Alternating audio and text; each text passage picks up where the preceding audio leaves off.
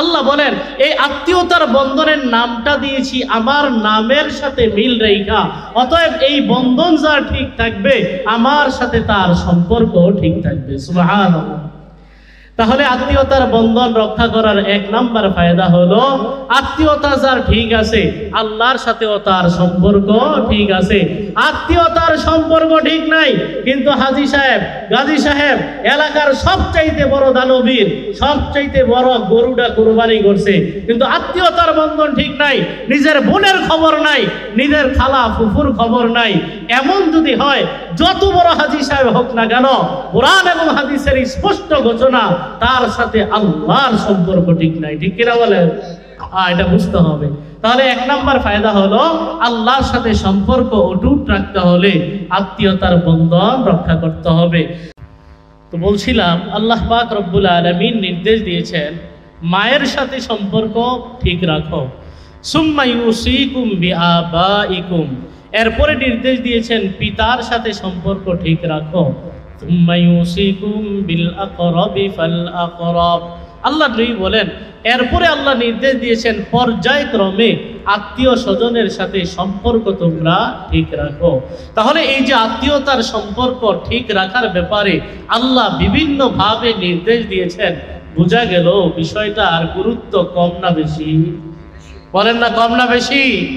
আমরা আল্লাহকে বিশ্বাস করি কি করি না? পরকালের প্রতি, আখিরাতের প্রতি বিশ্বাস রাখি কি রাখি না? নবীজি সাল্লাল্লাহু আলাইহি ওয়াসাল্লাম ইরশাদ করেন, মান কানা ইউমিনু বিল্লাহি ওয়াল ইয়াউমিল আখির, কেউ যদি আল্লাহকে বিশ্বাস করে, কেউ যদি পরকালের প্রতি বিশ্বাস রাখে, ফালিয়াসিল রাহিমা, সে যেন তার আত্মীয়তার বন্ধন ঠিক রাখে। যদি আত্মীয়তার বন্ধন কেউ ইমানদার হওয়ার পরেও ঠিক না রাখে, বোঝা গেল সে মুখে মুখে ইমানদার, কাজে আসলে সে প্রকৃত ইমানদার হতেই পারে নাই। ঠিক কিনা বলেন? এই জন্য এই আয়াতগুলোতে, এই হাদিসগুলোতে আল্লাহ নবী সাল্লাল্লাহু আলাইহি ওয়াসাল্লাম, আল্লাহ পাক রব্বুল আলামিন আত্মীয়তার বন্ধন ঠিক রাখার ব্যাপারে গুরুত্ব সহকারে নির্দেশ দিয়েছেন। 2 নম্বর শিরোনাম হলো আত্মীয়র মধ্যে 2 ধরনের আত্মীয় থাকে। এক ধরনের আত্মীয় আছে যারা আমার খোঁজখবর নেয়, আমিও তাদের খোঁজখবর নেই। এটার নাম কেমন যেন বাংলা ভাষায়, গ্রামের সহজ ভাষায় বললে তেলা মাথায় তেল দেওয়া। ঠিক কিনা বলেন? আমার সাথে সম্পর্ক রাখে এই জন্য আমি রাখি। কিন্তু আরেক ধরনের আত্মীয় আছে দেখবেন, এরা আমার সাথে সম্পর্ক ছিন্ন করে, আমার খোঁজ খবর নেয় না। নবীজি সাল্লাল্লাহু আলাইহি সাল্লামের ভাষ্য দ্বারা বোঝা যায় প্রকৃতপক্ষে আত্মীয়তার বন্ধন রক্ষা করা হচ্ছে ওই রক্ষা করা, যেই রক্ষা করা হয় আত্মীয় ছুটে যেতে চায়, আমি বন্ধন রক্ষা করতে চাই, সেটাই হলো প্রকৃতপক্ষে আত্মীয়তার বন্ধন রক্ষা করা। নবীজি সাল্লাল্লাহু আলাইহি ওয়াসাল্লাম হাদিস শরীফে ইরশাদ করেন, লাইসাল ওয়াসিলু বিল মুকাফি, আল্লাহ নবী বলেন যে ব্যক্তি প্রতিদান দেয়, প্রতিদান, আমার বাড়িতে 5 কেজি মিষ্টি আনলো, আমি 3 কেজি কমপক্ষে না নিলে কেমন দেখা যায়? এটা হলো এই যে সম্পর্ক টিকায় রাখা, এটা কেমন যেন একটা প্রতিদান দেওয়া। আমার উপকার করলো তাই আমি উপকার করলাম। নবী বলেন যে উপকার দেয় বা প্রতিদান স্বরূপ যে সম্পর্ক ঠিক রাখে, প্রকৃত অর্থে সে সম্পর্ক ঠিককারী নয়, আত্মীয়তার বন্ধন রক্ষাকারী নয়, বরং আত্মীয়তার বন্ধন রক্ষাকারী কে? নবী বলেন, ওয়ালাকিন্নাল ওয়াসিলাল্লাযী ইযা কুতিআত রাহিমুহু ওয়াসালাহা, আল্লাহ নবী বলেন যে সম্পর্ক ছিন্ন করে সে সম্পর্ক জোড়া লাগায়, আত্মীয় সম্পর্ক ছিন্ন করে সে সম্পর্ক জোড়া লাগায়। মামা বছরের পর বছর খবর লয় না, নিজের থেকে গিয়ে খবর লয়। নবী বলেন এর নাম হলো প্রকৃত অর্থে আত্মীয়তার সম্পর্ক রক্ষাকারী। নবীজি সাল্লাল্লাহু আলাইহি ওয়াসাল্লাম আরেক হাদিস শরীফে ইরশাদ করেন, আরেক হাদিস শরীফে নবীজি সাল্লাল্লাহু আলাইহি ওয়াসাল্লাম ইরশাদ করেন, সিলমান কাতআকা ওয়াফু আম্মান যালামাকা ওয়া আহসিন ইলা মান আসাআ ইলাইক। আল্লাহ নবী বলেন যে সম্পর্ক ছিন্ন করে তুমি তার সাথে সম্পর্ক জোড়া লাগাও, যে তোমার উপরে জুলুম করে তুমি তার উপরে পাল্টা অনুগ্রহ করো, যে তোমার উপরে খারাপ আচরণ করে পাল্টা জবাবে তুমি তার সঙ্গে ভালো আচরণ করো। এটাই হলো আমি নবীর নির্দেশ। সুবহানাল্লাহ। তার মানে আত্মীয়তার বন্ধন রক্ষা করার প্রকৃত অর্থ হলো যে আমার খবর নেয় না, আমি তার খবর নিব। এটাই হলো আত্মীয়তার প্রকৃত অর্থ, আত্মীয়তার বন্ধন রক্ষা করার প্রকৃত রূপরেখা। নবীজি সাল্লাল্লাহু আলাইহি ওয়াসাল্লাম আরেক হাদিস শরীফে ইরশাদ করেন, আফজালুল ফাযাইলি আন তাসিলা মান কাতআকা। নবী বলেন সবচাইতে শ্রেষ্ঠ কাজ হলো যে তোমার সাথে সম্পর্ক ছিন্ন করে তার সাথে সম্পর্ক জোড়া লাগানো। ওয়াতুতিয়া মান হারামাকা, যে তোমাকে পদে পদে বঞ্চিত করে, তোমাকে বঞ্চনার লাঞ্ছনার শিকার যে করে, নবী বলেন তুতিয়া মান হারামাকা, তোমাকে যে বঞ্চিত করে মাহরুম করে তুমি তাকে তার অধিকার প্রদান করবে, অনুগ্রহ প্রদান করবে। এটাই হলো সবচাইতে শ্রেষ্ঠ আমল। সুবহানাল্লাহ।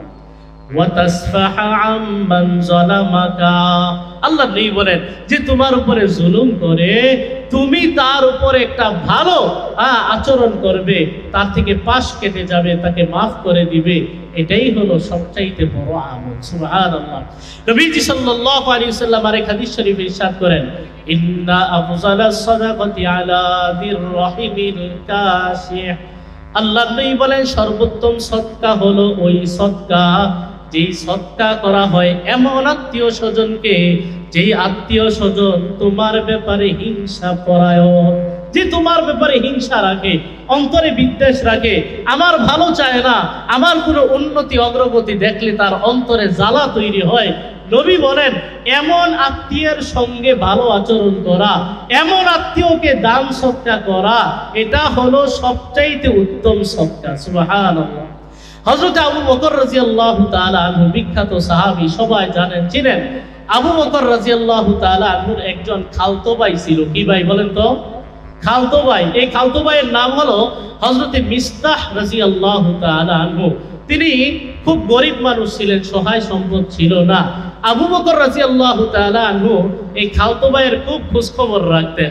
ঘটনাক্রমে হযরত আয়েশা রাদিয়াল্লাহু তাআলা আনহার চরিত্রের ব্যাপারে ইসলাম বিদ্বেষী ষড়যন্ত্রকারীরা হযরত আয়েশা রাদিয়াল্লাহু তাআলা আনহার চরিত্র নিয়ে কথা বলছিল। এটা অন্য টপিক, লম্বা আলোচনা। ঘটনাক্রমে এই মিসতাহ রাদিয়াল্লাহু তাআলা আনহু মুসলমান হওয়া সত্ত্বেও, ভালো মানুষ হওয়া সত্ত্বেও ওই ষড়যন্ত্রকারীদের ফাঁদে পইরা তিনিও আয়েশা রাদিয়াল্লাহু তাআলা আনহার বিরুদ্ধে কথা বলছিলেন। যদিও পরবর্তীতে তিনি ভুল বুঝা তওবা করে ভালো হয়ে গেছেন, কিন্তু আয়েশা রাদিয়াল্লাহু তাআলা আনহার বিরুদ্ধে কথা বলছিলেন।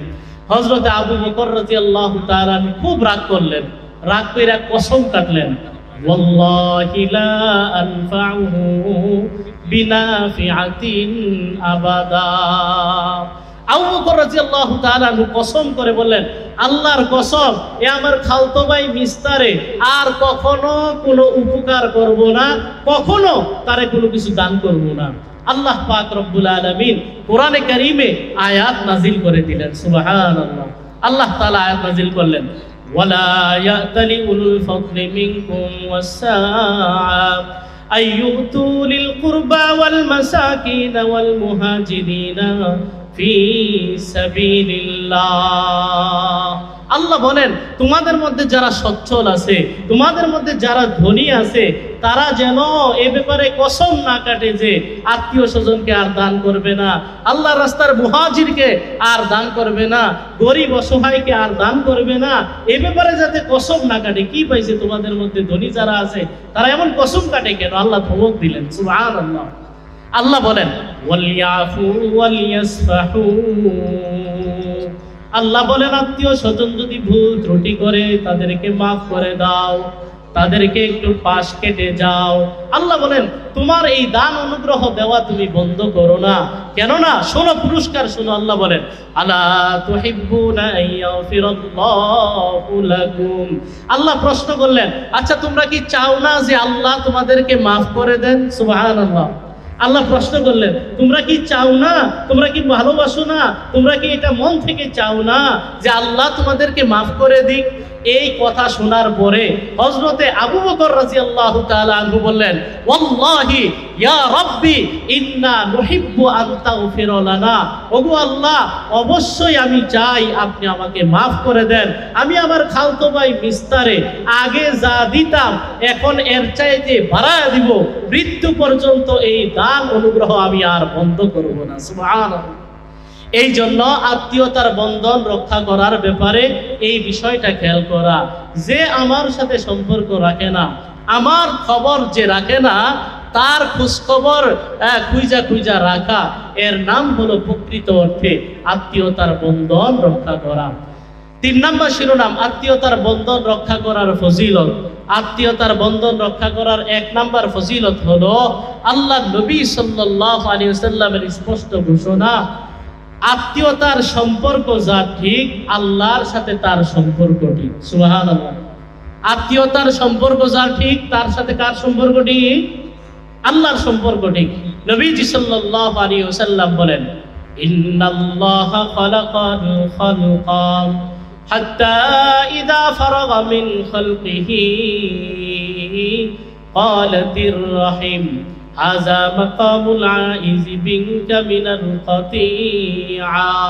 নবীজি সাল্লাল্লাহু আলাইহি ওয়াসাল্লাম বলেন, আল্লাহ তাআলা গোটা সৃষ্টি জগৎ যখন সৃষ্টি কইরা শেষ করলেন, তখন এই আত্মীয়তার বন্ধনকে একটা আকৃতি দান করেছেন এবং তাকে কথা বলার শক্তি দান করছেন। সুবহানাল্লাহ।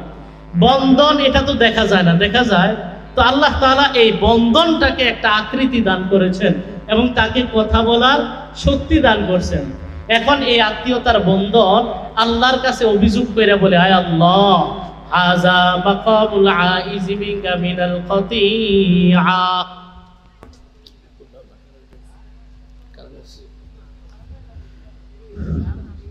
তো আকৃতি দেওয়ার পরে এই বন্ধন আল্লাহর কাছে বলে কি, আল্লাহ, আমার যে বন্ধন আছে, আমি আত্মীয়তার যে বন্ধন আছি, এই বন্ধন ছিন্ন হওয়া থেকে আপনার কাছে আশ্রয় চাই, আপনি কি আমাকে আশ্রয় দিবেন?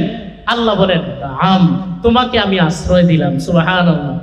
এরপরে এই বন্ধনটাকে সামনে রেখে আল্লাহ বলেন, আমা তারদাইনা আন আসিলা মান ওয়াসালাকি ওয়া আকতাআ মান কাতাআকি।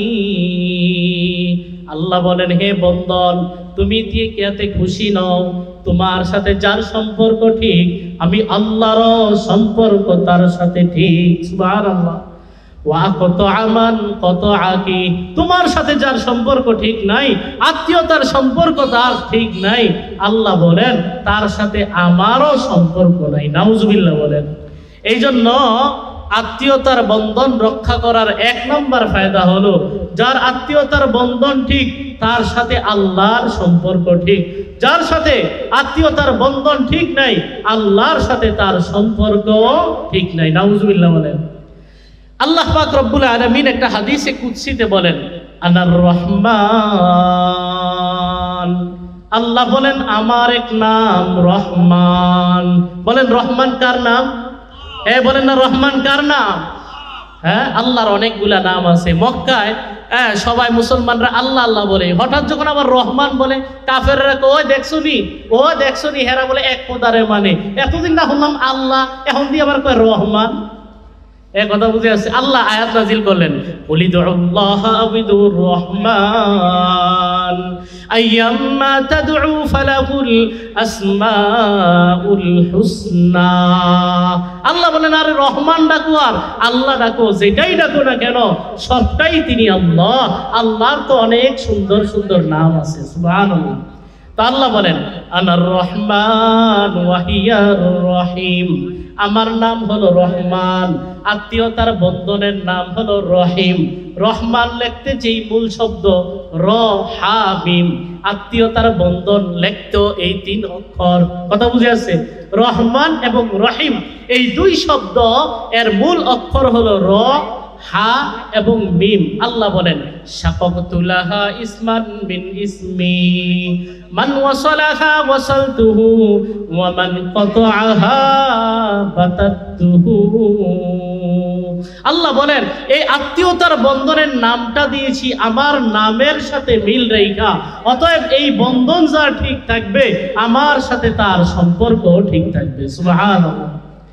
তাহলে আত্মীয়তার বন্ধন রক্ষা করার এক নাম্বার ফায়দা হলো আত্মীয়তা যার ঠিক আছে আল্লাহর সাথেও তার সম্পর্ক ঠিক আছে। আত্মীয়তার সম্পর্ক ঠিক নাই কিন্তু হাজী সাহেব, গাজী সাহেব এলাকার সবচাইতে বড় দানবীর, সবচাইতে বড় গরুটা কুরবানি করছে, কিন্তু আত্মীয়তার বন্ধন ঠিক নাই, নিজের বোনের খবর নাই, নিজের খালা ফুফুর খবর নাই, এমন যদি হয় যত বড় হাজী সাহেব হোক না কেন, কোরআন এবং হাদিসের স্পষ্ট ঘোষণা তার সাথে আল্লাহর সম্পর্ক ঠিক নাই। ঠিক কিনা বলেন? এটা বুঝতে হবে। তাহলে এক নাম্বার ফায়দা হলো আল্লাহর সাথে সম্পর্ক অটুট রাখতে হলে আত্মীয়তার বন্ধন রক্ষা করতে হবে।